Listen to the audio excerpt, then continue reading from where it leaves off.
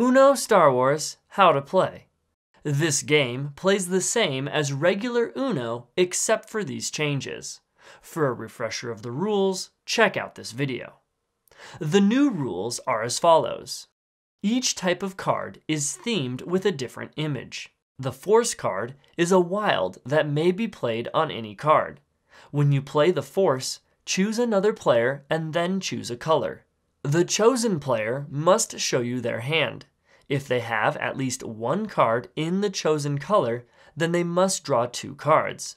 If they do not have the chosen color, then nothing happens. Play continues with the next player in the current direction of play with the chosen color. At the beginning of the game, if the Force is the first card flipped, then the player to the left of the dealer may play any card on it. At the end of the game, each Force card left in an opponent's hand is worth 50 points.